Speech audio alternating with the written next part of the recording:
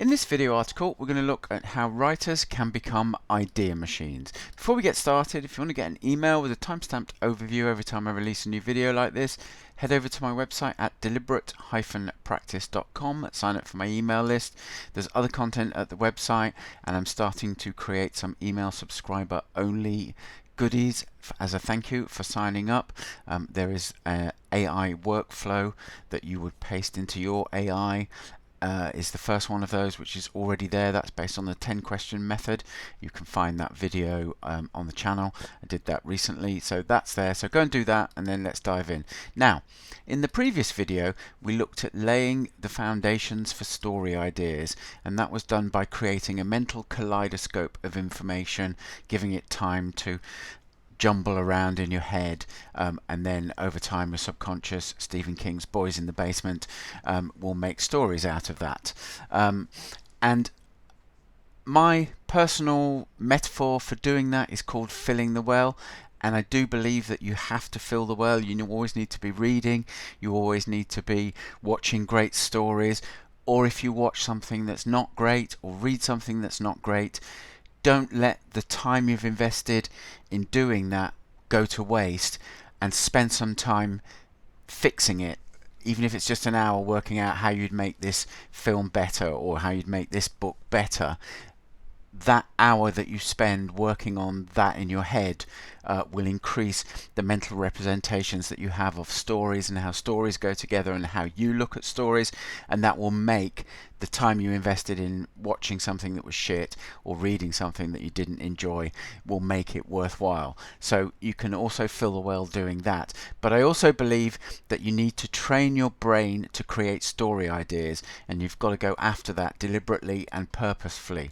Now, you won't have heard of this guy whose name is on the screen in front of you, Linus Pauling.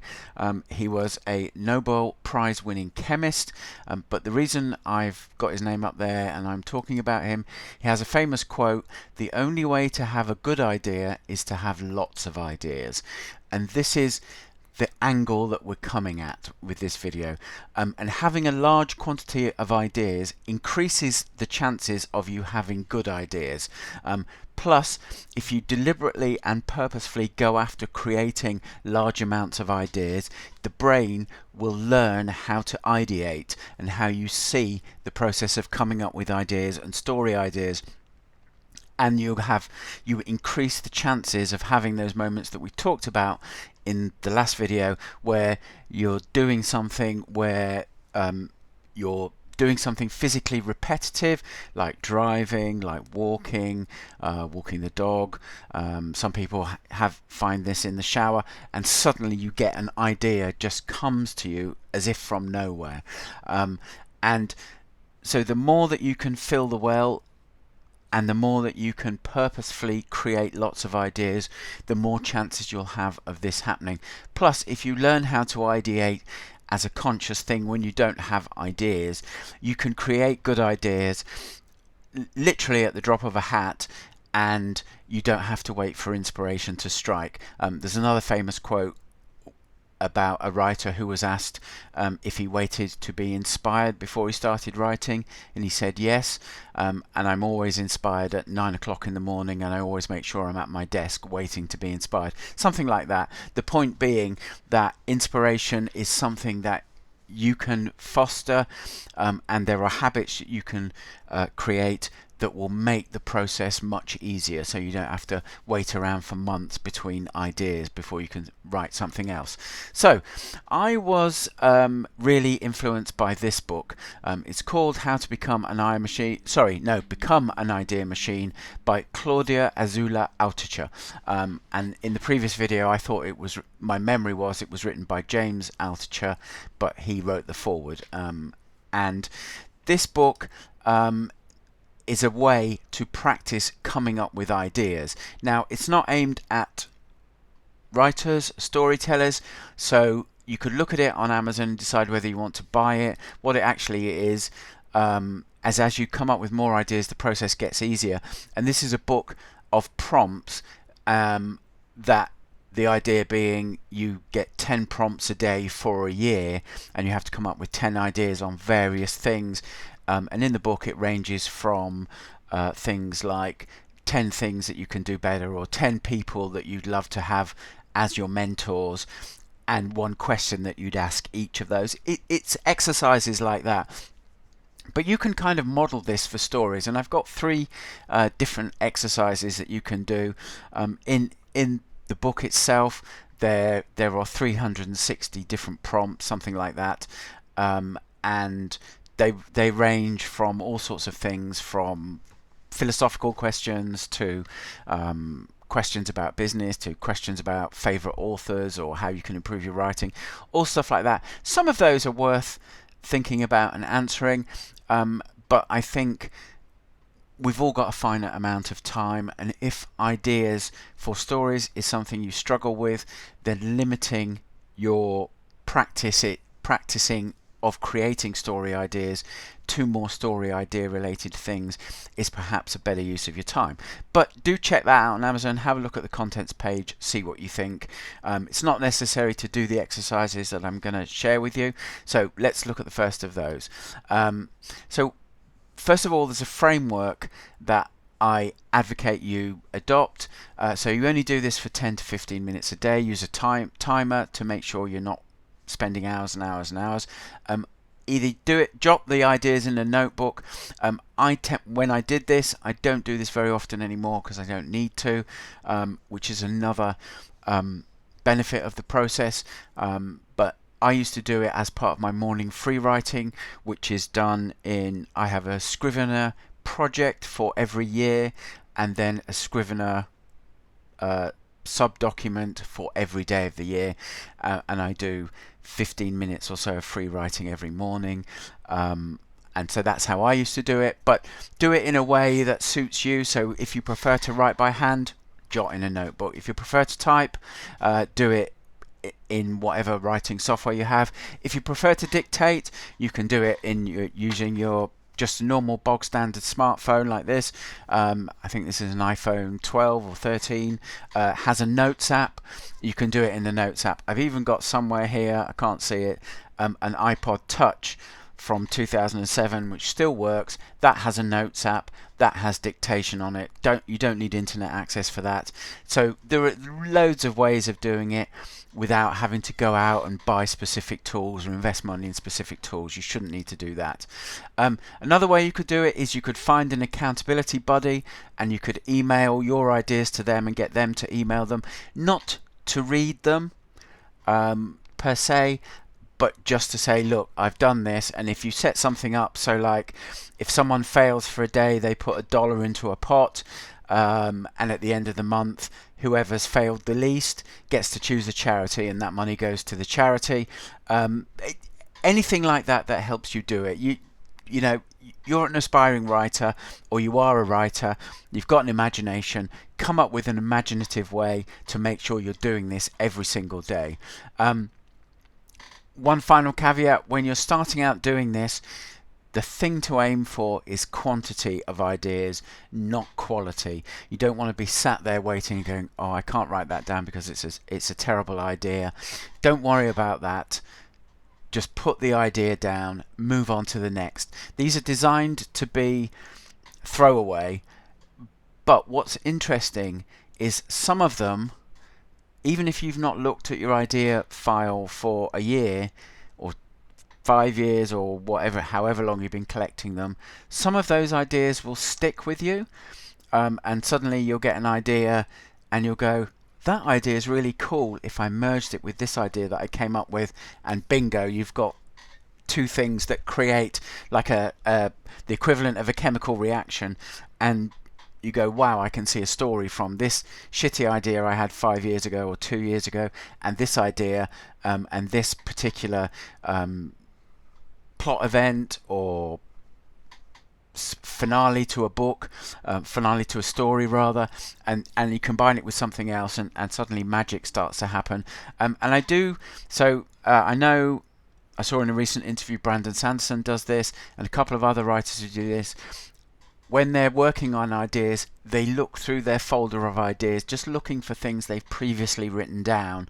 And I think Brandon Sanderson said something like, often when he's got an idea, he needs 2 or 3 other completely different ideas to cross-pollinate to make that all starting to churn in his brain and start knocking the story dominoes over. So do try that and see if that works for you as well.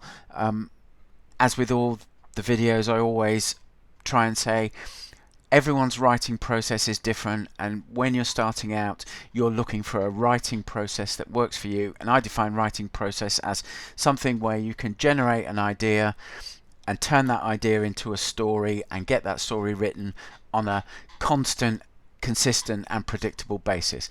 Okay, the first exercise, I call it the 5 and 1 exercise, and you start off by coming up with 5 one-line ideas.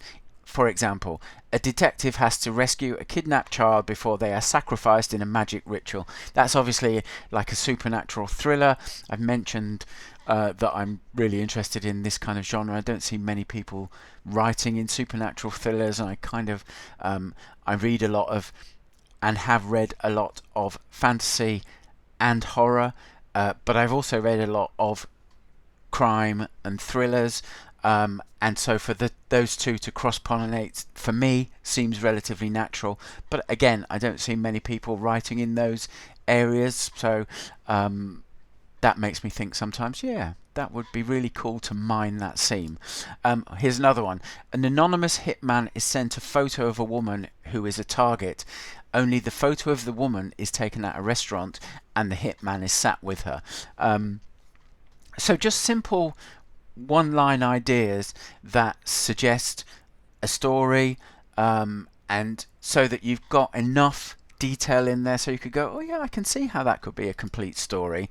And they can be in any genre, although if there are 1, 2, 3 genres that you prefer over others, try and aim for stories in the genres that you're comfortable with, because you should write stories that resonate with you, and those stories are going to tend to be in the kind of genres that you read.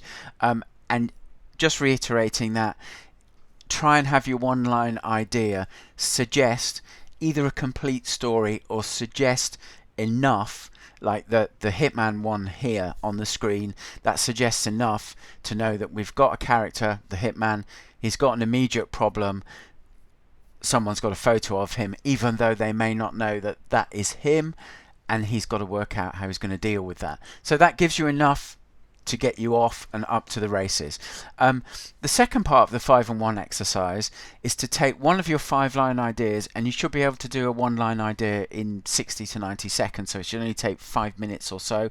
But take one of those 1-line ideas, have a look at the 5 and go, that one's the most interesting, and then try fleshing it out somewhat. So see if you can add, and I used to do this in table format. I had inciting incident, main character, main character's goal, antagonist, stroke, force of opposition, and story climax on the left hand side of a table, and then on the right hand side I just type one line on each of those things for each of those topics. So like one line on the inciting incident is when bang, main character, the main character is so and so, and this is what kind of person he is. Main character's goal in this story, the main character, that kind of thing. Just simple one-line descriptions of each of those, but you're just fleshing it out. So if you look at it in a month's time or a year's time, you can go, oh, okay, that actually looks quite interesting, especially if I put this twist on it or combine it with this character, and maybe you get that story chemical reaction that I talked about.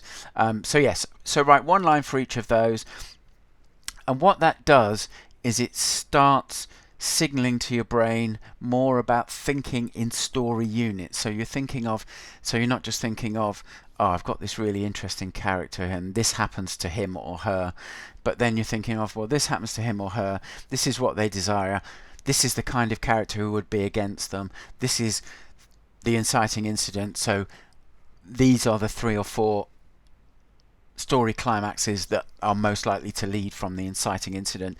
And you start, what starts to happen is your brain starts to view these ideas in a much more composite way, rather than, okay, I've got a great character and blah blah blah. So for me now, when I get an idea, I usually know instantly when I'm dealing with it what the inciting incident, how the story starts, who the main character is, how the story is going to finish. And for me, the challenge is then connecting the two dots, the start and the finish, with the main character and how he gets from A to Z, or start to finish. And hopefully, as I do more, hopefully I'll get even more.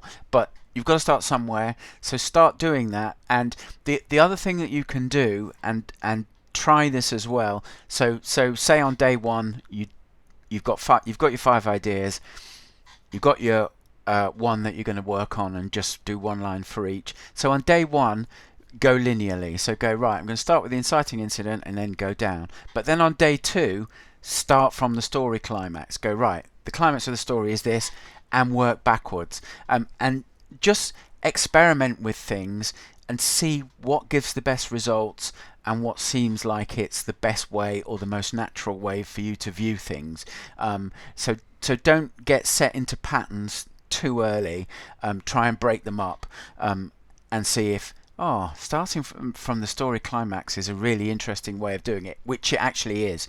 I'm coming more and more to the viewpoint that for me that's going to be a integral part of my story focus, because if you know what kind of effect you're trying to have on your reader, then when you go back to the start of the story and populating the story with characters, everything has to drive towards that story climax. So it becomes a North Star. So you don't suffer the problem, the times when I've tried to discovery write and I've started with a character and a situation, the story's just got lost along the way, because I was, everyone says you make it up as you go along, and I tried to do that, and for me it never worked. But now, if you start from the story climax, I could see being a discovery writer being a lot easier, knowing that you're going to drive towards that climatic scene that you've imagined. Anyway, the point of that is to just break things up. The next exercise you could try, and you can come up with your own exercise as well, is character and story type exercise. So what you do is you borrow a character from a movie or a TV show, and you transplant that character to a different story type or setting, and then you just write a paragraph on how that might work in story terms. So for example, what would it look like if a Tony Soprano style character was transplanted to Victorian England? So for me that would mean kind of 1860s, 1870s, maybe Jack the Ripper type period, London, smoke and fog filled streets, that kind of vibe. So what would a Tony Soprano style character look like in that setting?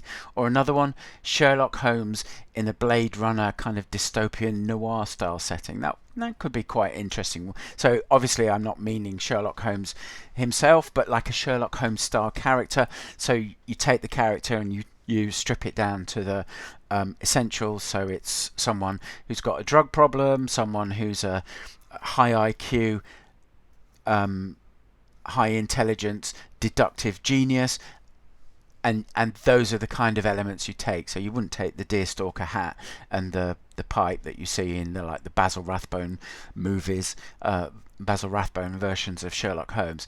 But so that's what I mean by taking a character, is not taking the character literally, but taking the essential nature of the character and putting them in a different setting. Another way you can come up with story ideas is to free write a story idea. So start with a genre, add a genre style inciting incident or a genre style finale, and this is a tip. The best finales suggest the inciting incident, and in a less obvious way that works in reverse as well. The inciting incident should be connected to the finale. So if you're in a detective scenario, if a murder or a body is found and a murder has been committed, the obvious finale for that inciting incident is that the person who committed the murder is found and they're brought to justice. Add a main character into the genre and the inciting incident or the finale that you've got, and go from there and see what comes up. And your main character, you can even mix and match games. Your main character you can borrow a main character, so you could go, okay, it's going to be a horror story, and the inciting incident is going to be that some kind of creature is summoned and kills 5 or 6 teenagers in a church, and then the character you could take to investigate that could be like, let's say you go, right, I'm going to bring in a Jack Reacher style character, and then you mix all those elements together in your brain and go and just type a paragraph, what kind of story would ensue. So that's another way that you can come up with story ideas, and you can do that you can come up with like a paragraph, detailed couple of paragraphs in about 5 minutes doing it that way. So do 2 or 3 of those a day if you're going to do it like that. But there's plenty of ways you can do it. The important part of all this is it doesn't matter what story game you come up with. You could try them all, you could rotate them all and do them all. What matters is that you create a number of ideas, and you don't need to monitor for quality or originality.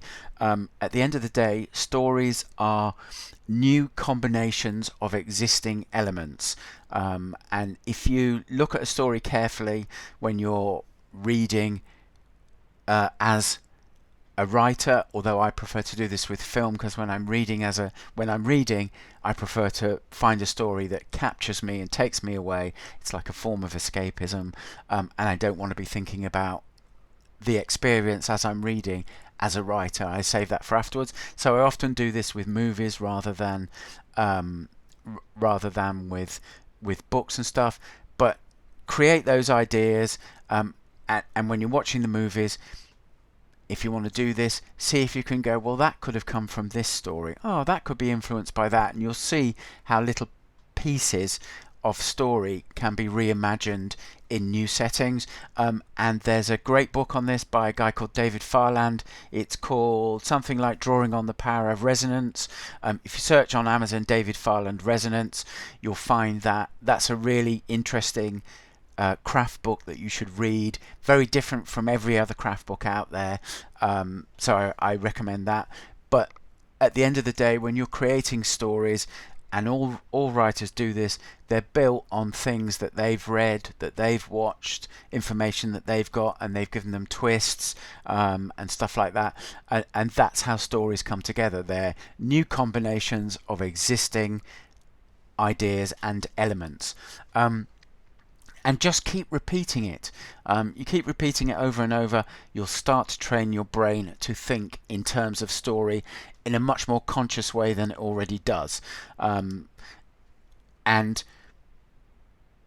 the interesting thing about this is, if you've ever read Will Storr's book on story, he says that the neuroscience of story is that all of our sensory input, so like sight, hearing, touch, feel, they all go to a part of a brain that deals with story before they go to the part of the brain that deals with deductive logic and making decisions. So when you're walking out in the street, or whether you go into, let's say you go into a crowded train station, your brain is making stories out of the sensory information that it's getting. So you're doing this whether you know it unconsciously or not. So by doing these exercises, you're becoming much more conscious at doing it. I've got a great example of when you get to a genius level at this, and I only came across this example recently, and there was footage on YouTube that I found somewhere of this being done, and I thought it was really cool. So science fiction writer Harlan Ellison used to take his typewriter to bookstores, and he'd write a story live on a Saturday afternoon. Someone would give him a prompt or an idea, and he'd look at it, and he'd use that as a inspiration for the story. And as the pages came out of his typewriter, they'd be posted on the inside of the bookshop window so that people in the street could actually read them through the window. Really interesting video, and to show what you can achieve when you get to the point where you can make story ideas out of anything. So closing out, do cross-reference the previous video about creating your mental kaleidoscope. In a moment there'll be a screen for video recommendations from my channel, and I'll put that in that recommendation screen. But Deliberately practice ideation. It improves the brain's ability to make causal story connections between disparate elements. And so there's two parts of that equation. First of all, you've got to fill the subconscious part of your brain with lots and lots of disparate elements. So that ranges from characters to plot elements to strange and interesting facts, and you just become like a magpie at collecting these pieces of information, and you store them in your subconscious brain. And then the other part of the equation is you deliberately focus on creating story ideas, and that teaches the brain to go, right, okay, well, we've got these story elements, plot types, character types stuck in the back of the subconscious brain. How can we connect this one to this one to this one to this one? And the more you do it, the easier it will become, the more and it's like everything with neuroscience. What happens when you learn a new skill is the brain makes a new neural pathway, connecting up the different parts of the body and the brain that needs to execute it, whatever that are needed to execute whatever skill you're working on. And then the more you do it, the easier that becomes, because that pathway becomes like a channel, and it's easier for the electrical synapses to travel through the brain, and you expend less energy doing the traveling. So the more you do this, the easier it will be to create stories. This kind of thing is the kind of thing, the kind of resource that I'm collecting at my website, a different resource called the Writing Vault, where I collect information of all pertaining to all kinds of storytelling and fiction writing for aspiring writers and new fiction writers. So the the URL's there. I'll put a link in the description as well. So go and check that out and see if that might be a fit for you. If you're not sure, you want to ask me questions about it or questions about this video, then email me, paul@deliberate-practice.com, and I'll get back to you as soon as I can. It's a much easier way for me to track conversations than leaving comments on YouTube, but people do still leave comments on YouTube, and I do try and answer them, but it's getting harder and harder to get to them as I add more videos to the channel. So thank you for your time with this video. I'll catch you in the next video, and here are some recommended videos from the channel that you can check out.